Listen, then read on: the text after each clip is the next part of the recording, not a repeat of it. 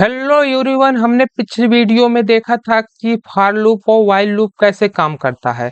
आज की वीडियो में हम सीखने वाले हैं व्हाइल ट्रू और नेस्टेड लूप के बारे में। व्हाइल ट्रू क्या होता है और नेस्टेड लूप क्या होता है।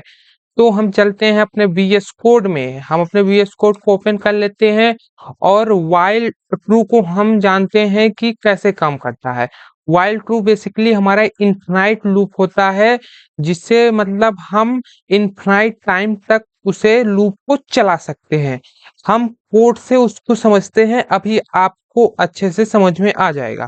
तो यहाँ से बेसिक सिंटेक्स इसका होता है लिखने के लिए। इसमें हम लिखते हैं व्हाइल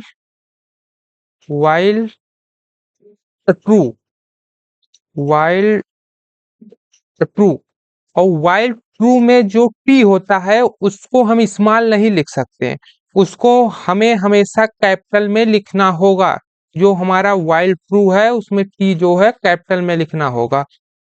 और उसके बाद हमें प्रिंट कराना है, जो स्टेटमेंट उसको लिखना है। प्रिंट, यहाँ से प्रिंट कर देंगे। हमें मान लीजिए हेलो प्रिंट कराना है, हेलो। तो ये हेलो इन्फिनाइट तक प्रिंट करेगा, ये रुकेगा नहीं। तो मैं जैसे इस कोड को रन कराऊंगा, यहाँ से जैसे ही मैं इस कोड को यहाँ से रन कराता हूँ, यहाँ से कोड को रन कराऊंगा, तो यहाँ से आपको दिखेगा कि ये इन्फिनाइट तक ये लूप जा रहा है। यहाँ से ये रुकेगा नहीं, ये हेलो हेलो प्रिंट होता हुआ तुम्हारा इन्फिनाइट तक जाएगा। और इसे रोकने के लिए हमारा ब्रेक स्टेटमेंट यूज होता है, जिसे मैं आने वाली वीडियो में आपको अच्छे से बताऊंगा कि ब्रेक स्टेटमेंट क्या होता है। तब तक के लिए आप जानिए कि व्हाइल लूप कैसे काम करता है और क्या काम करता है। व्हाइल लूप एक इनफिनाइट लूप है, जिसे हम एक बार दे देते हैं, वह इनफिनाइट तक हमें प्रिंट करके देता है। ठीक है, आपको व्हाइल लूप अच्छे से समझ में आ गया होगा। अब हम बढ़ते हैं अपने नेस्टेड लूप की तरफ कि नेस्टेड लूप होता क्या है। तो एग्जाम्पल से समझते हैं कि नेस्टेड लूप होता क्या है। मान लीजिए किसी ने कहा नेस्टेड लूप वो होता है जिससे लूप के अंदर लूप होता है। जैसे किसी ने कहा कि आपको 10 पुशअप लगाने हैं, 10 पुशअप लगाने हैं उसके 3 सेट, 10 पुशअप लगाने हैं उसके 3 सेट। तो हमारा पहला लूप क्या काउंट करेगा कि 10 पुशअप लगाने हैं, मतलब 1 2 3 10 तक काउंट करेगा। और दूसरा लूप हमारा क्या काउंट करेगा कि कितने सेट लगाने हैं, 1 2 3, 3 सेट लगाने हैं। दूसरा लूप हमारा वो काउंट करेगा। तो इसको हम कोड से समझते हैं, अभी आपको अच्छे से समझ में आएगा। तो हम बेसिकली क्या लूप के अंदर लूप लगाएंगे, तो यहाँ से हम फॉर लूप लगाते हैं। For I in range. अब यहाँ से आपको रेंज देना है, और रेंज में क्या देना है, आपको कितने सेट लगाने हैं। तो सेट हमें कहाँ से स्टार्ट करना है, 1 से, 1 से स्टार्ट करना है। और कितने सेट लगाने हैं, हमें 3 सेट लगाने हैं। तो 3 मैंने फॉर लूप में आपको बताया था +1 ऐड होता है, 3 सेट लगाने हैं। तो यहाँ पे हम क्या देंगे, 4। तो यहाँ से हम 4 दे देंगे। और अब मैंने बताया लूप के अंदर लूप काम करता है। तो एक लूप तो हो गया। अब हम लगाएंगे क्या, अपना दूसरा लूप। दूसरा लूप लगाने के लिए हम फॉर लूप ही लगाएंगे, लेकिन उसके नीचे लगाएंगे दूसरा लूप। ये यहाँ पे लूप है और इसके नीचे फॉर जे।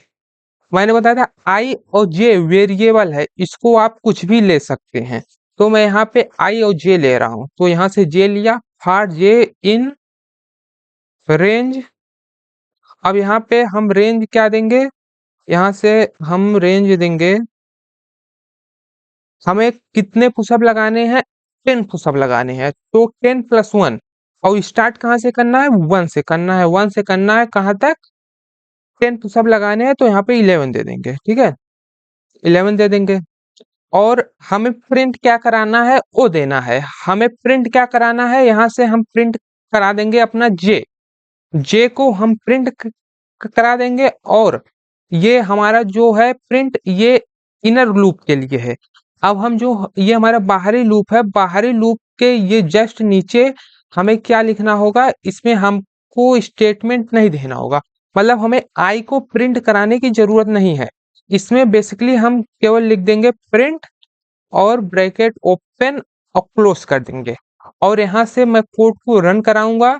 तो यहाँ से आपको दिखेगा कि यहाँ से आप देखिए कि 1 2 3 4 यहाँ 10 तक आया, फिर यहाँ से 10 तक आया, फिर यहाँ से 10 तक आया। ये 3 सेट इसके बन गए।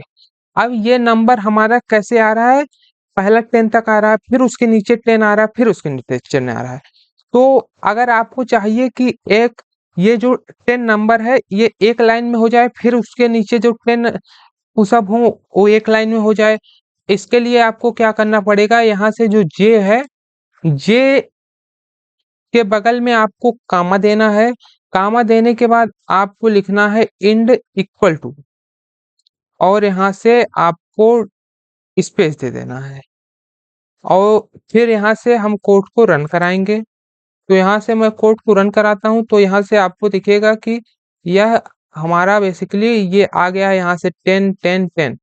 तो यहाँ से आप स्पेस दे देंगे, फिर यहाँ से कोड को रन कराएंगे, तो एक ही लाइन में आ गया है। आप देखेंगे ये 1 2 3 4 5 6 7 8 9 10, 10 यहाँ आ गया है, 10 यहाँ आ गया है, 10 यहाँ आ गया है, ठीक है। ये हमारा क्या आ गया है, एक लाइन में आ गया है। तो यही बेसिकली हमारा काम करता है नेस्टेड लूप, यही हमारा नेस्टेड लूप काम करता है। आपको अच्छे से समझ में आया होगा कि नेस्टेड लूप कैसे काम करता है।